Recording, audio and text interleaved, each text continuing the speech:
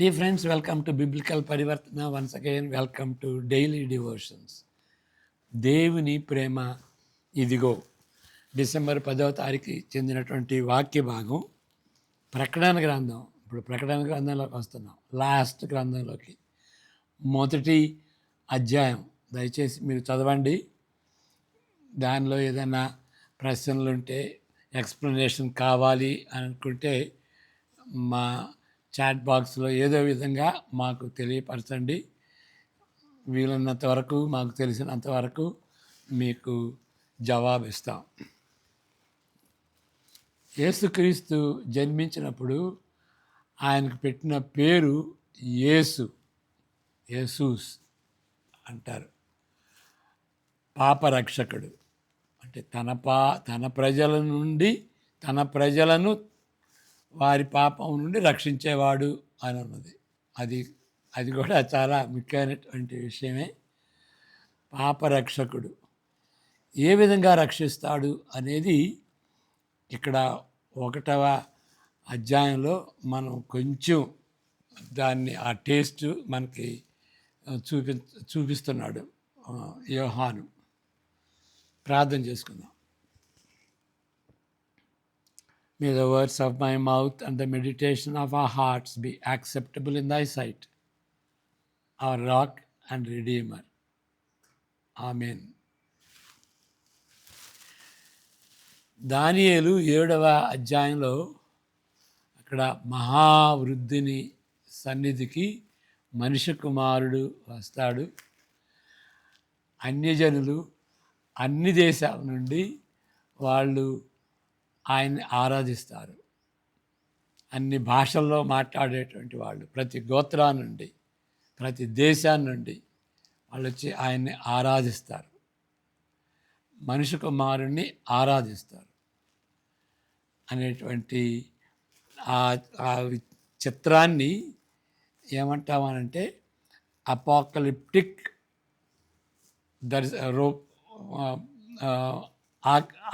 Apocalyptic చిత్రం, లేకపోతే సాహిత్యానికి చెందినటువంటి రీతిగా చిత్రీకరించబడతాడు యేసుక్రీస్తు.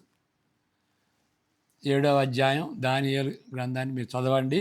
అప్పుడు దానికి ఇక్కడ ప్రకటన గ్రంథం మొదటి అధ్యాయంలో యేసుక్రీస్తుకి ఆయన యొక్క ఎగ్జాల్టెడ్ క్రైస్ట్ అంటారు, అంటే ఆయన ఔన్నత్యాన్ని వివరించేటువంటి ఆ భాగం మనం చూస్తాం.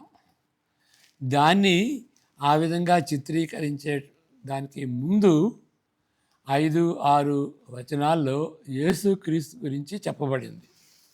దాని గురించి మనం ఇక్కడ కొంచెం ధ్యానిద్దాం. యోహాను ఒక సంక్షిప్తమైన బ్రీఫ్ ఆయన స్తుతి ప్రశంస పదజాలాన్ని ఇక్కడ మనకు అందిస్తున్నాడు. నమ్మకమైన సాక్షియు, మృతులలో నుండి ఆది సంభూతుడిగా లేచిన వాడును, భూపతులకు అధిపతియునై యేసుక్రీస్తు నుండి కృపా సమాధానములు మీకు కలుగునుగాక.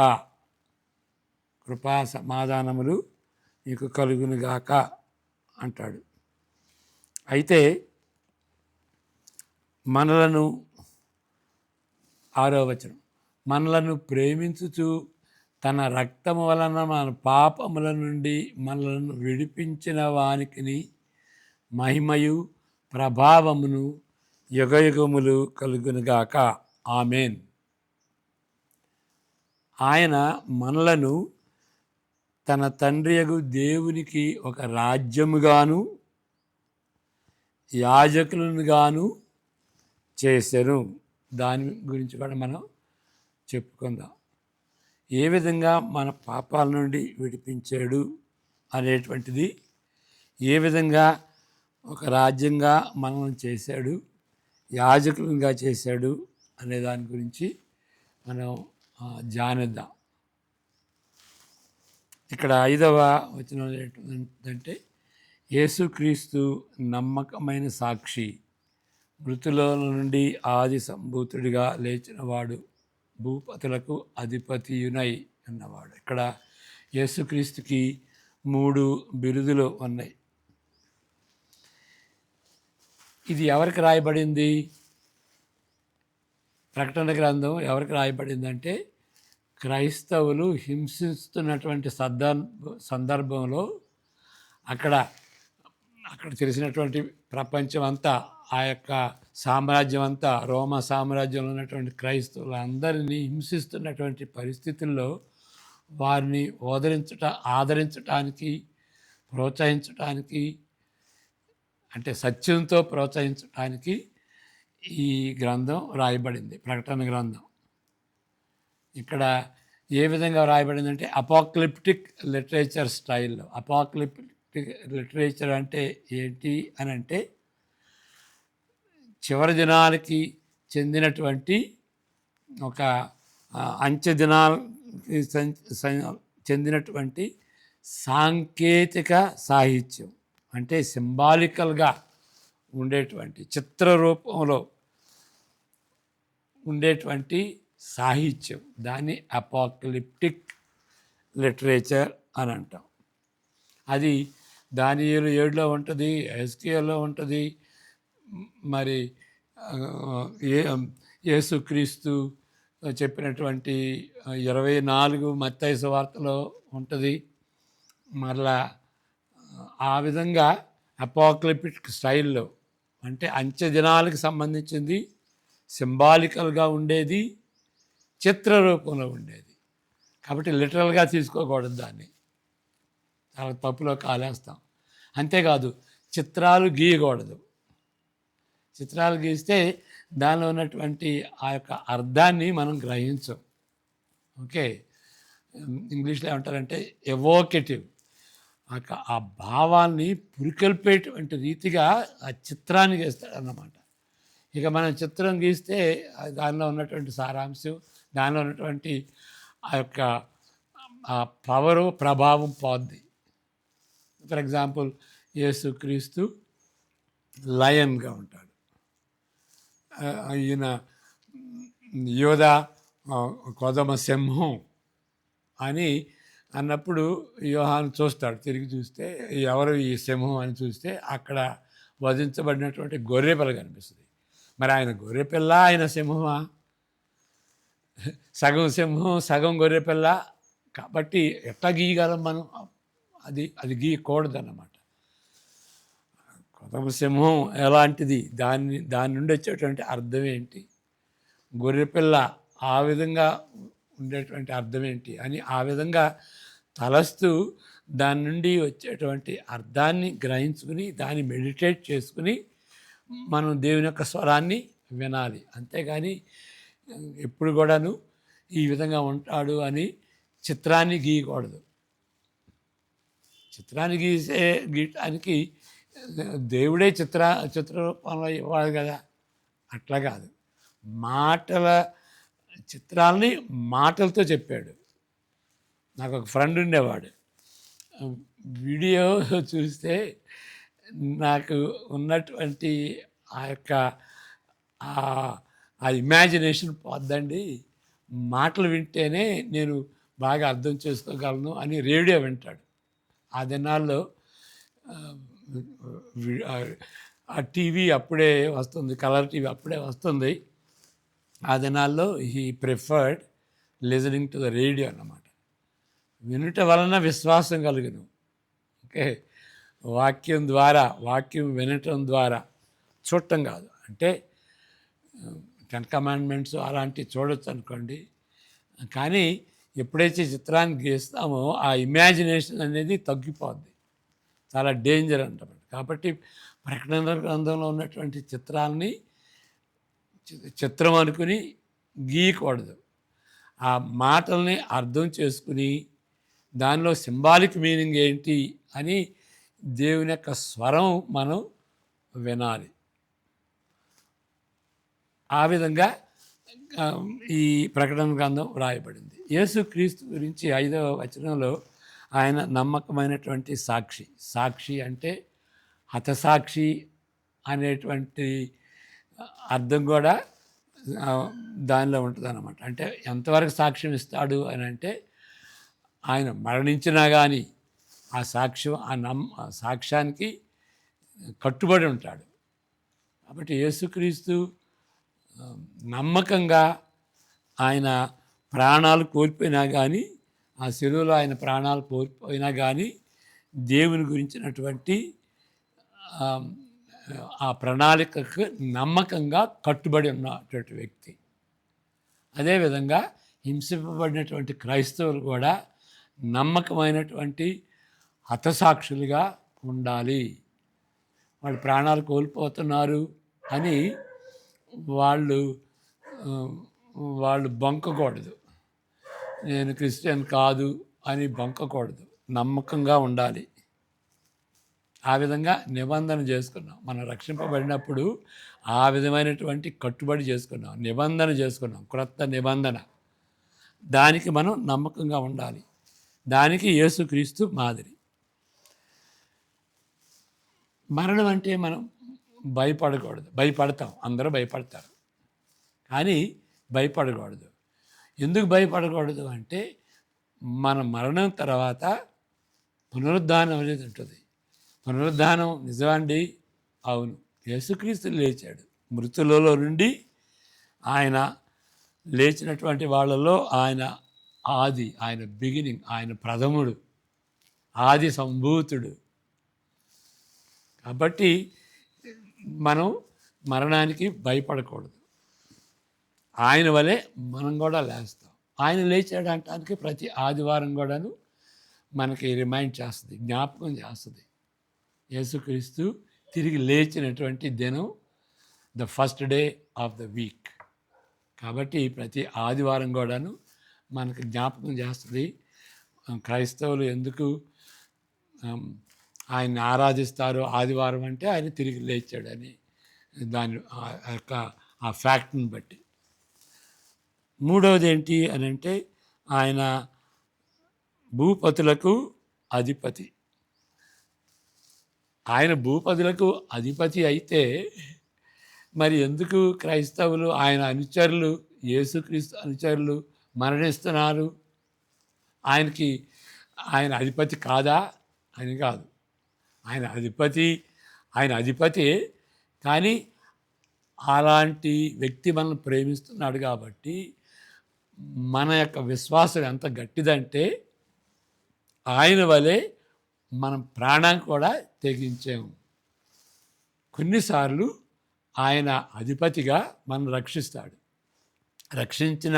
రక్షించకపోయినా కానీ మనం ఆయన ఎడల నమ్మకంగా ఉండి హతసాక్షులుగా ఉండాలి.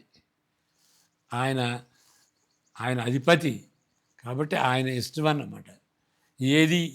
ఎప్పుడు ఏది చేయాలో ఆయన యొక్క జ్ఞానాన్ని బట్టి, సర్వజ్ఞానాన్ని బట్టి ఆయన డిసైడ్ చేస్తాడు. ఆయన అధిపతిగానే ఉన్నాడు. ఎవరికి అధిపతి? భూపతులకు అధిపతిగా ఉన్నాడు. కాబట్టి మనం భయపడిన అవసరం లేదు. ప్రపంచాన్ని అంతటికీ ఆధిపత్యం వహించినటువంటి రాజులకు రాజు, ఆయన రారాజు, ప్రభువులకు ప్రభు అని మనం ప్రకటన గ్రంథంలో చివరి భాగంలో మనం చూస్తాం అన్నమాట. కాబట్టి ఈ 3 బిరుదులు కూడాను చాలా గమనాస్పదమైనటువంటి బిరుదులు, క్రైస్తవుల్ని ప్రోత్సహించేటువంటి బిరుదులు. ఇక అదైన తర్వాత యేసుక్రీస్తు నుండి కృపా సమాధానములు మీకు కలుగునుగాక మనలను ప్రేమించుచు. ఇక దాని గురించి అక్కడ మనం ఏం చెప్పుకోవాలి? అది ఆశ్చర్యకరమైనటువంటి విషయం. ఎందుకు ఆశ్చర్యకరం అంటే ఇక్కడ ఈ గ్రంథంలో అనేకమైనటువంటి భయంకర చిత్రాలు దేవుని గురించి కానీ, గొర్రెపిల్లగా గురించి కానీ, వధింపబడినటువంటి గొర్రెపిల్ల అని పదే ఇక్కడ చూస్తాం. ఇక్కడ 6వ అధ్యాయం నుండి ఒకే సింహాసనం మీద దేవుడు కూర్చుంటాడు. అదే సింహాసనంలో గొర్రెపిల్ల కూడా, వధింపబడినటువంటి గొర్రెపిల్ల, ఒకే సింహాసనం నుండి వాళ్ళు వస్తారు. దేవుడు ఎక్కడ కూర్చుంటాడు? సింహాసనం మీద కూర్చుంటాడు. దేవుడు అక్కడే కూర్చుంటాడు. అక్కడే గొర్రెపిల్ల కూడా కూర్చుంటుంది. కాబట్టి ఆయన దేవుడు అనేటువంటి రీతిగా 2 సింహాసనాలు ఉండవు, ఒకే సింహాసనం ఉంటుంది. కాబట్టి భయంకరమైనటువంటి చిత్రాలతో ఈ యొక్క గ్రంథం నింపబడుతుంది.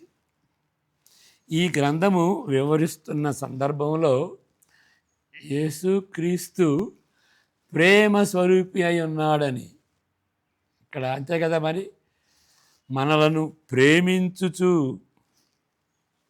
తన రక్తము వలన మన పాపముల నుండి మనల్ని విడిపించిన వానికి, మనల్ని ప్రేమించుచు, యేసుక్రీస్తు ప్రేమ ఇక్కడ హైలైట్ చేయబడింది. భయంకరమైనటువంటి చిత్రాలతో, జడ్జిమెంట్స్తో, శిక్షతో కూడుకున్నటువంటి ఆ యొక్క గ్రంథంలో ఆ గ్రంథం ఏ విధంగా ప్రారంభమవుతుంది అంటే ఆయన ప్రేమతో, యేసుక్రీస్తు యొక్క ప్రేమతో ప్రారంభమవుతుంది. ప్రేమ స్వరూపి అయి ఉన్నాడని, దేవుని ప్రజల పట్ల ఆయనకున్న ప్రత్యేకమైనటువంటి ప్రేమను, ఇంకే మనం అంతకుముందు చెప్పుకున్నాం దేవుని యొక్క ప్రేమ 5 విధాలుగా అని. ఏంటంటే మొదటిది త్రిత్వ ప్రేమ, రెండవది సృష్టి ఎడల కలిగినటువంటి బెనవలెంట్ ప్రేమ, మూడవది రక్షించేటువంటి ప్రేమ, రక్షించుకున్నటువంటి వారి ఎడల, ఓకే, నాలుగవది కూడా ఎన్నుకున్నటువంటి ప్రేమ, ఎన్నుకొనబడిన వాళ్ళని రక్షించేటువంటిది. ఇక్కడ తన ప్రజలను వారి పాపముల నుండి రక్షించడం అంటే తన ప్రజలు, ఎన్నుకున్నటువంటి ప్రజలు అందరూ వాళ్ళు మారు మనసు పొందరు, కానీ వాళ్ళు బాధ్యులు, వాళ్ళ పాపానికి వాళ్ళ బాధ్యులు. వాళ్ళు దేవుని వైపుకి తిరగాలి, పాప రక్షణ వైపు తిరగాలి. కానీ ఎవరు తిరుగుతారు? తన ప్రజలు. ఓకే, అందువల్ల అపోస్తల కార్యాలకు ఉంటుంది ఎన్నుకొనబడినటువంటి వారు నమ్మిరి అని. తన ప్రజలు, ఓకే, వాళ్ళ ఎడల రక్షించేటువంటి ప్రేమ, అందరినీ ప్రేమిస్తాడు వాళ్ళు రక్షింపబడాలని, ఏ కండిషన్ లేకుండా. కానీ వాళ్ళు రక్షింపబడిన తర్వాత, దేవుని కుమారులైన తర్వాత, దేవుని యొక్క కుటుంబానికి చెందినప్పుడు వాళ్ళు కుటుంబీకులుగా ఉంటుంది. కాబట్టి అది ప్రత్యేకమైనటువంటి ప్రేమ. ప్రత్యేకమైనటువంటి ప్రేమను గూర్చిన ప్రకటనతో ఈ గ్రంథం ప్రారంభమవుతుంది. మనలను ప్రేమించువానికి అని, ఆ విధంగా ప్రేమ, మనలను ప్రేమించువానికి మహిమయు ప్రభావమును యుగయుగములు కలుగునుగాక, ఆమెన్ అని ఆ విధంగా ఆ స్తుతి మాటలతో ప్రారంభమవుతుంది. నిత్యుడగు దేవుని కుమారుడు ఏ విధంగా మనల్ని ప్రేమిస్తున్నాడు, ఏ విధంగా మన పాపముల నుండి మనలను విడిపిస్తున్నాడు అనేదాన్ని మనం కొంచెం విశ్లేషిద్దాం. ప్రేమించువానికి మహిమయు ప్రభావము యుగయుగములు కలుగును గాక. నిత్యుడగు దేవుని కుమారుడు శిలువపై మన ఎడల చూపిన ప్రేమ కంటే చాలా ముఖ్యమైనది. నిత్యుడగు దేవుని కుమారుడు శిలువపై మన ఎడల చూపిన ప్రేమ కంటే ఇక ఎక్కువ ప్రేమ లేదు. మన ప్రార్థనలు వింటాడు, మనకు సహాయం చేస్తాడు, ఎన్నో విధాలుగా దేవుడు మనకు సహాయం చేస్తాడు. అడిగిన దానికంటే, ఊహించిన దానికంటే అత్యధికంగా అనుగ్రహించడానికి సమర్థుడైనటువంటి దేవుడు అని రుజువు చేసుకున్నాడు. కానీ అన్నిటికంటే దేవుని యొక్క ప్రేమ ఎక్కడ మనకు కనిపిస్తుంది? శిలువలో కనిపిస్తుంది. ఎవరి ప్రేమ? దేవుని ప్రేమ, యేసుక్రీస్తు ప్రేమ కూడా. దేవుని కుమారుడు, నిత్యుడగు దేవుని కుమారుడు శిలువపై మన ఎడల చూపిన ప్రేమ కంటే మన కృతజ్ఞతను, భయభక్తులను పురికొల్పేది మరొకటి లేదు. చూడండి, ఇది చదివిన తర్వాత ఇంకొక విషయం చెబుతాను. టిటి షీల్డ్స్ అనేటువంటి వ్యక్తి అనుకుంటాను అని ఇక్కడ కార్సం గారు రాస్తున్నారు. దాని గురించి సిలువ గురించి ఈ విధంగా ఆయన ఒక పాట రాస్తాడు, ఒక హిమ్ రాస్తాడు. సిలువను చూసినప్పుడు అంత కఠిన హృదయము ఎప్పుడైనా ఉండగలదా? సిలువను చూసినప్పుడు సిలువపై మన ఎడల చూపించినటువంటి ప్రేమ దాని గురించి చెబుతూ, ఎప్పుడైనా అంత కఠిన హృదయం ఉండగలదా ఆ సిలువను చూసినప్పుడు? అలాంటి కృతజ్ఞత ఉండగలదా? కృతజ్ఞత కాదు, కృతజ్ఞత. కృతజ్ఞత లేనటువంటిది కృతజ్ఞత అంటాం. థ్యాంక్లెస్నెస్.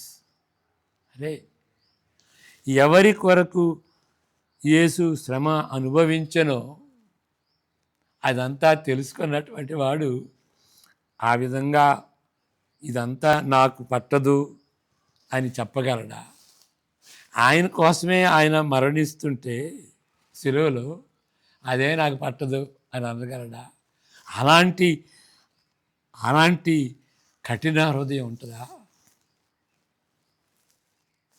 మనం తెలుగులో ఈ పాట వింటాం కదా, చెట్టి భానుమూర్తి గారు ఆయన రచించినటువంటి 105 హిమ్స్లో ఒక హిమ్ ఏంటంటే సిలువ మీద, సిలువే నా శరణాయనురా అనేటువంటి సుపరిచితమైనటువంటి కీర్తనలో ఆయన ఏం చెప్తాడంటే, సిలువను చూచుకొలది శిల సమానమైన మనసు నలిగి కరిగి నీరగుతున్నదిరా, నీ సిలువే నా శరణాయనురా. కాబట్టి అంత కఠిన హృదయుడు ఉంటాడా? నీ కోసం నా కోసం యేసుక్రీస్తు శ్రమ అనుభవిస్తున్నప్పుడు నీ హృదయం కరగదా? ఇంకా కఠినంగానే ఉంటుందా? ఎప్పుడైనా అలాంటి హృదయం ఉండగలదా?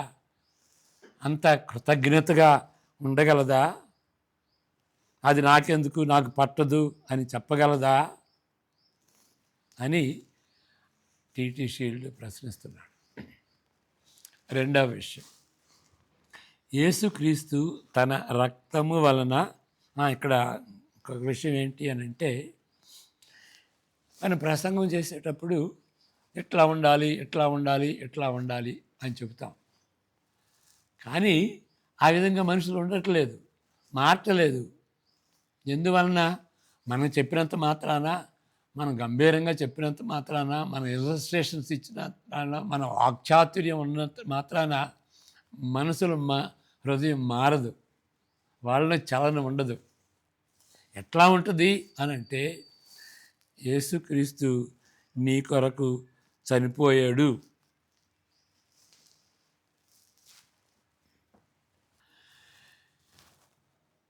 దేవుని యొక్క ప్రేమని యేసుక్రీస్తు ద్వారా ఏ విధంగా మన నిమిత్తమై ఆయన మరణించాడో ఆ సిలువను గురించి ఎంత ప్రభావితంగా చెప్పగలిగితే, దాన్ని బట్టి ప్రజలు స్పందిస్తూ వాళ్ళ కఠినమైనటువంటి హృదయం కరిగి కృతజ్ఞత భావంతో, ఆలోచనతో వాళ్ళు క్రైస్తవ జీవితం జీవిస్తారు. కాబట్టి వాళ్ళని మనం ప్రోత్సహించాలి అంటే సిలువ గురించి చెప్పాలి. వారి గురించి యేసుక్రీస్తు చనిపోయాడు అని దేవుని యొక్క ప్రేమను గురించి చెబితే తప్ప మనం ఎన్ని చెప్పినా కానీ హృదయంలో చలనం రాదు. కాబట్టి మనం చెప్పొచ్చు, ఎన్నో చెప్పొచ్చు, కానీ హృదయంలో చలనం రావాలి. వాళ్ళ దేవుని ఎడల వాళ్ళకి కృతజ్ఞులుగా ఉండి ఆయన కోసం జీవించాలి అనేటువంటి ప్రోత్సాహం ప్రజల్లో కలగాలి అంటే సిలువ గురించి అనేక విధాలుగా, ఎప్పుడు ఒకే విధంగా చెప్పనవసరం లేదు, అనేక రీతులుగా బైబిల్లో సిలువ గురించి ఉంటుంది. ఆ విధంగా చెప్పటం మనం నేర్చుకుందాం. రెండవ విషయం, యేసుక్రీస్తు తన రక్తము వలన మన పాపముల నుండి మనలను విడిపించెను అని మనం చదువుకున్నాం. కొన్ని పాత ప్రతులలో కొన్ని వర్జన్స్లో తన రక్తము ద్వారా, అంటే గ్రీకు ఒరిజినల్స్లో తన రక్తము ద్వారా మన పాపముల నుండి మనలను కడిగి వేసెను. లువో అని ఇక్కడ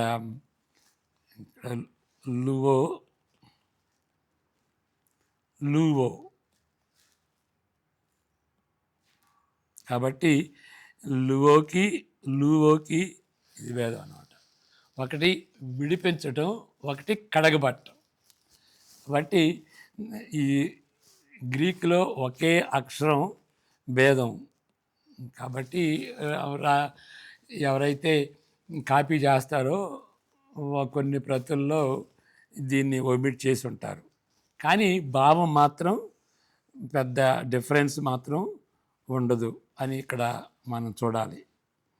మనలను కడిగి వేశాను అని అనువదించబడినది. గ్రీకులో కేవలము ఒక అక్షరం మాత్రమే తేడాగా దాదాపు ఖచ్చితంగా సరైనదని, NIV సరైనదని తలంచవచ్చు. తన రక్తము ద్వారా అనగా, తన రక్తం ద్వారా అంటే తన త్యాగపూరితమైన ప్రాయశ్చిత్త బలి యాగము ద్వారా యేసు మన పాపములను తుడిచివేసి, అంటే ఎక్స్పియేటెడ్, తద్వారా వాటి శాపము నుండి మనలను విడిపించను. అంతేగాక మనకు లభించే ప్రయోజనములన్నీ, అంటే మనకు లభించే ప్రయోజనాలు, యేసుక్రీస్తుని బట్టి, ఆయన మరణాన్ని బట్టి మనకు ప్రయోజనటువంటి ప్రయోజనాలన్నీ ఏంటి? ప్రయోజనాలు పరిశుద్ధాత్మ అనుగ్రహించబడింది, శాశ్వతంగా రక్షిస్తాననేటువంటి దేవుని వాగ్దానాలు మనకు ఇవ్వబడి, నిత్యజీవం ఇవ్వబడింది, సంపూర్ణతను కలుగజేసే పునరుద్ధానం ఇవ్వబడింది. యేసు మరణం ద్వారా మరి ఆయన కాపాడుతాను చివరి వరకు అనేటువంటి ఆ యొక్క సురక్షిత, ఆ యొక్క ప్రిజర్వేషన్ అంటాం, ఆ ప్రిజర్వేషన్ కూడా మనకి ఇవ్వబడింది. ఇవన్నీ, ఈ ప్రయోజనాలన్నీ ఉన్నాయి. ఇవన్నీ కలిపి మనలను మన పాపముల నుండి, వాటి అపరాధం నుండి మనల్ని విమోచిస్తాడు. మన పాపముల నుండి అనంటే మన అపరాధాల నుండి, వాటి శక్తి నుండి, వాటి యొక్క ఫలితం నుండి, వాటన్నిటి నుండి మనల్ని విడిపిస్తాడన్నమాట. అది యేసుక్రీస్తు యొక్క సిలువ చేసింది. ఆ విధంగా మనల్ని ప్రేమించి మన పాపం నుండి మనకి విడుదల ఇస్తాడు. మూడవ విషయం, మనలను తన తండ్రియగు దేవునికి సేవ చేయుటకు ఒక రాజ్యముగాను యాజకులుగాను చేశాను. నేను దీని గురించి నా మాటలు చెబుతాను, తర్వాత దీన్ని చదువుతాను. ఏ విధంగా అర్థం చేసుకోవాలి? మనలను రాజ్యముగాను యాజకులుగాను దేవునికి సేవ చేయటానికి యేసుక్రీస్తు రాజ్యంగాను యాజకులుగాను మనల్ని చేశాడు. రాజ్యముగాను అనే దానిలో చాలా లోతైనటువంటి అర్థం ఉంది. మనం కొంచెం కాన్సన్ట్రేట్ చేసి వినాలి. రాజ్యం, లోకమంతా కూడాను, వాటన్నిటిని లోకంలో ప్లస్ మైనస్ అంటే విశ్వాసులు అవిశ్వాసులు ఉంటారు. వాళ్ళందరిపై దేవుడు ఏలుతున్నాడు. రాజ్యము అంటే ఏలిక అని అర్థం. దేవుడు ఏలుతున్నాడు, అదొక అర్థం. సర్వలోకం కూడా ఇక్కడ ఆయన యొక్క పాలనలో ఉంటుంది. అందరూ మంచి చెడ్డ ఇక అనే విచక్షత లేకుండా ప్రతి ఒక్కళ్ళు కూడాను ఆయన యొక్క పరిపాలన కింద ఉంటున్నారు. రెండవది ఏంటి అనంటే, ఇక్కడ ఆ లోకంలో ఉన్నటువంటి వాళ్ళు సువార్త చెప్పినప్పుడు వాళ్ళు ఒక నమ్మి, సువార్తను నమ్మి వాళ్ళు విశ్వాసులుగా అవుతారు. వాళ్ళు ఒక ప్రత్యేకమైనటువంటి దేవుని రాజ్యానికి సంబంధించినటువంటి వాళ్ళు విశ్వాసులు. అంటే రక్షించే రాజ్యానికి సంబంధించినటువంటి వాళ్ళు. ఇంకా మూడవది ఏంటి అని అంటే, ఇక్కడ పరలోకం ఉన్నది. పరలోకంలో సంపూర్ణత ఉంటుంది. మన విమోచన అప్పుడు పూర్తి అవుతుంది. పరలోకంలోనే పూర్తి అవుతుంది. సంపూర్ణత వస్తుంది. మన జీవితం పరిపూర్ణత చెందేది దేవుని యొక్క శక్తి వలన, దేవుని యొక్క విమోచన కార్యం వలన మనకు అప్పుడు సంపూర్ణత వస్తుంది. దాన్ని ఈ పరలోకాన్ని రుచి చూచినటువంటి వాళ్ళు ప్రస్తుతము భూమి మీద ఉంటారు. కాబట్టి వీళ్ళని కూడా దేవుని రాజ్యం అనొచ్చు. ఎందుకంటే పరలోకాన్ని దేవుని రాజ్యం అంటాం. కాబట్టి దానికి టేస్ట్గా, రుచిగా ఇప్పుడు మనం సంఘంగా ఉంటాం. ఆ విధంగా దేవుని రాజ్యము. కాబట్టి ఇక్కడ దేవుని రాజ్యంగాను అంటే ఆ విధంగా అర్థం చేసుకోవాలి. పరలోకంలో ఉన్నటువంటి దేవుని రాజ్యానికి రిప్రజెంట్ చేస్తూ లోకానికి మనం రుచి చూస్తాం, మనము రుచి చూస్తాం ఆ యొక్క పరలోకాన్ని. ఆ విధంగా మనం దేవుని రాజ్యం. ఇక యాజకులుగాను, లోకానికి దేవునికి ఒకే ఒక యాజకుడు, ప్రధాన యాజకుడు, ఉన్నతమైనటువంటి ప్రధాన యాజకుడు. 1 తిమోతి 2:5 మనం చూస్తాం. ఇప్పుడు చదువుకోని అవసరం లేదు, తర్వాత చదువుకుందాం. దేవునికి మనిషికి మధ్యవర్తి ఒకడే, ఆయన నరుడను యేసుక్రీస్తు. క్రిస్మస్ దినాల్లో దేవుడు మనిషిగా ఎందుకు వచ్చాడు? మధ్యవర్తిగా ఉండటానికి. నరుడను యేసుక్రీస్తు, నరరూపం దాల్చినటువంటి యేసుక్రీస్తు. ఆయన మధ్యవర్తిగా ఉండటానికి, మన గోడు వినటానికి, మన కష్టసుఖాలు వినటానికి. మనిషి కాకపోతే మన కష్టసుఖాలు దేవునికి తెలియవు. ఎందుకంటే అనుభవం లేకున్నటువంటి వ్యక్తి. అది ఒకటి. ఇక్కడ ఏమంటున్నాడంటే, మనలను యాజకులుగా చేశాడు. ఏ విధంగా యాజకులు చేశాడంటే, దేవునికి లోకానికి మధ్య ఉండేటువంటి వాళ్ళు యాజకులు. మనల్ని యాజకులుగా చేశారు. అందరూ క్రైస్తవులు అందరూ యాజకులే. యేసుక్రీస్తు ఒక్కడే ప్రధాన యాజకుడు, మనం యాజకులని.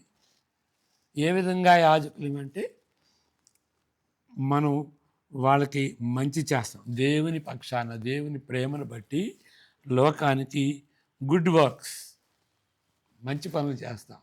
హాస్పిటల్ కడతాం, స్కూల్స్ పెడతాం, గుడ్ సమరైటన్ వర్క్ చేస్తాం. మంచి తీతు పత్రికలో ఉంటుంది. మంచి కార్యాలు చేయాలి ఇతరులకి. Okay, we do good to all people.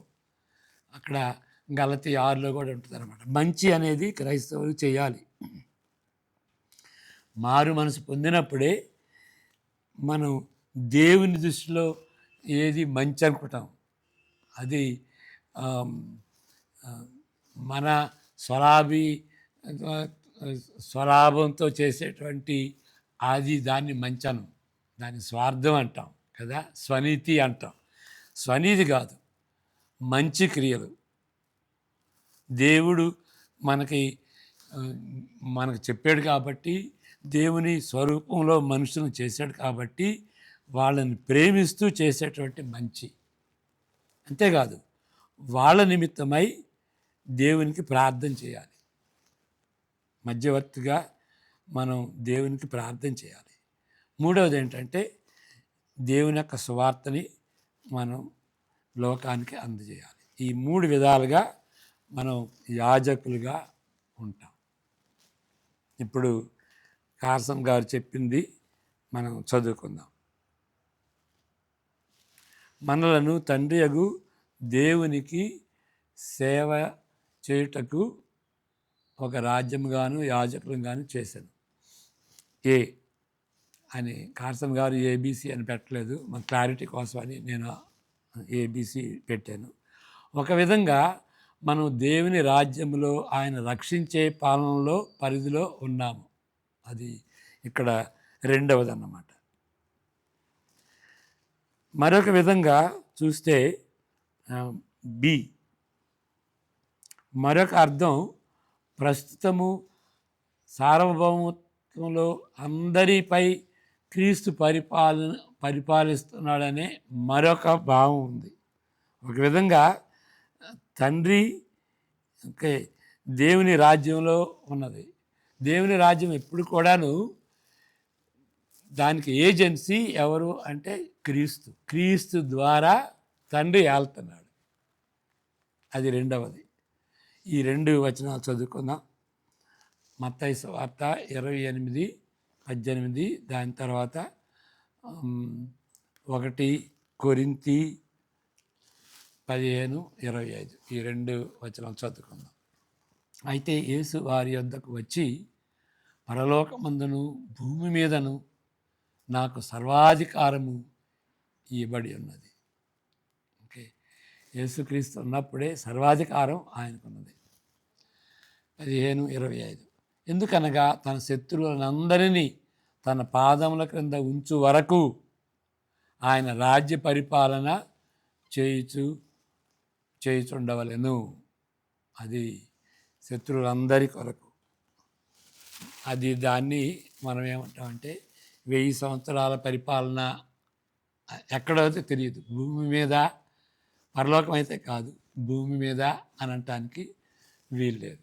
ఎందువల్లంటే పరిశుద్ధులు మహిమ శరీరాలతో, మరి అవిశ్వాసులు న్యాచురల్ శరీరాలతో ఉండటం అది మెస్సీగా ఉంటుంది అన్నమాట.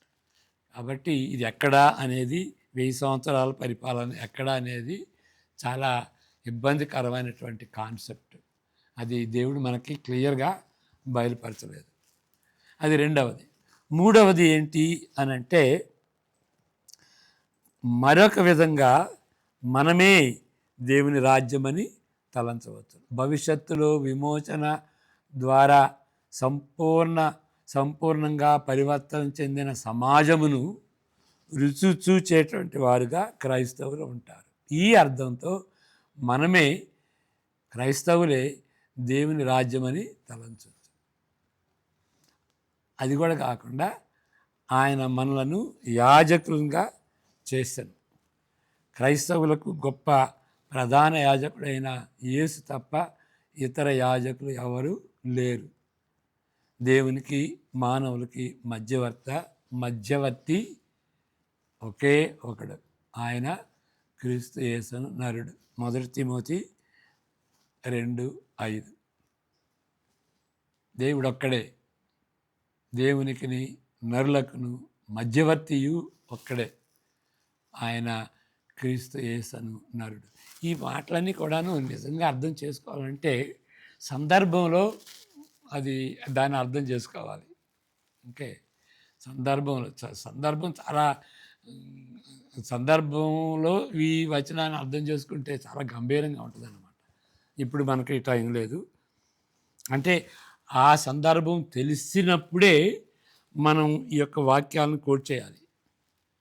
సందర్భం తెలియకుండా ఏదో ఒక ఊతపదంలాగా వాటిని వాడుకోకూడదు. కానీ మరొక భావం, మనమే యాజకులమై ఉన్నాము. క్రైస్తవులందరూ దేవునికి ఈ పాపభరితమైన పతనమైన ప్రపంచానికి మధ్యవర్తిత్వం క్రైస్తవులు వహిస్తారు. సువార్తను నమ్మకంగా ప్రకటించటంతో పాటు జీవితం ద్వారా మనము తోటి పాపులకు దేవుని చూపిస్తూ, ఓకే, ఇక్కడ ఇంకొకటి ఏంటి అని అంటే, ఇంకొక 4వది కూడాను మనం పెట్టుకోవచ్చు. అది ఏంటి అని అంటే, మన జీవితం ద్వారా మంచి చేయటమే కాదు, మన జీవితం ద్వారా మధ్యవర్తిగా ఉంటాం అన్నమాట. ఆ విధాలుగా ఈ 4 విధాలుగా మనం యాజకులుగా ఉండవచ్చు. ఉండటం కోసమని ఆ విధంగా దేవునికి ఈ పాపభరితమైన ప్రపంచానికి మధ్యవర్త్యం ఈ విధంగా క్రైస్తవులు వహించాలి. ఓకే, తన దేవునికి తండ్రికి సేవ చేయుటకు యేసుక్రీస్తు మనలను రాజ్యముగాను యాజకులుగాను చేశాను. ప్రార్థన చేసుకుందాం. యెహోవా నిన్ను ఆశీర్వదించి కాపాడును కాక, తన సన్నిధి కాంతిని నీపై ప్రకాశింపజేసి నిన్ను కరుణించును కాక, ఆయన తన సన్నిధి కాంతిని నీపై ఉదయింపజేసి నీకు సమాధానం కలుగజేయును గాక. ఆమెన్. God bless you.